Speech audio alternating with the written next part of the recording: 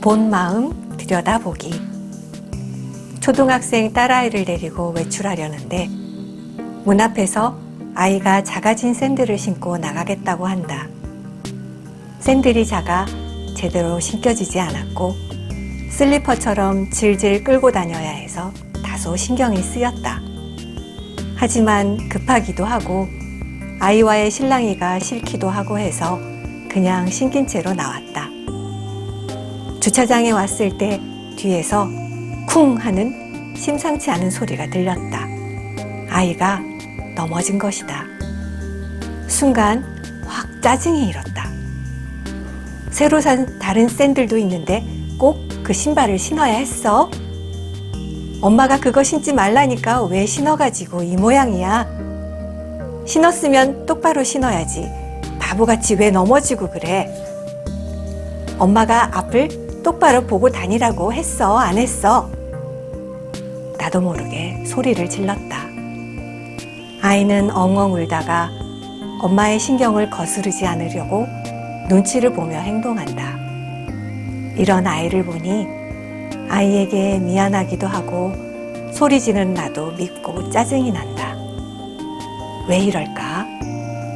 아이와의 상황에서 우리는 주로 화를 내고 아이에게 이런저런 소리를 속사포처럼 쏟아놓게 된다. 그때 우리의 마음은 어떤 상태였을까?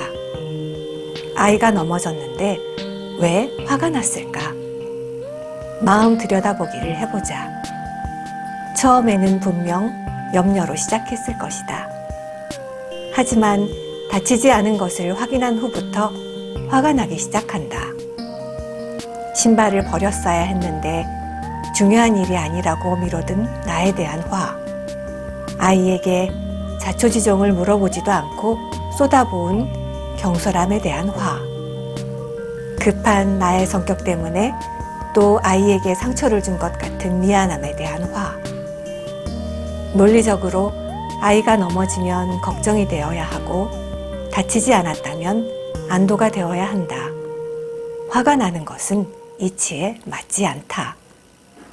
그런데 화가 나는 것은 무엇 때문일까? 아이가 다치거나 문제가 생기는 일이 혹시 나에게 귀찮은 일이 될지도 모른다는 생각 때문은 아닐까? 피곤하게 신경 쓰는 것들이 많아질까 봐 싫은 것은 아닐까? 대부분의 경우 아이들이 실수를 하면 부모가 뒤처리를 해야 하니 나도 모르게 반응이 올라오는 것이다.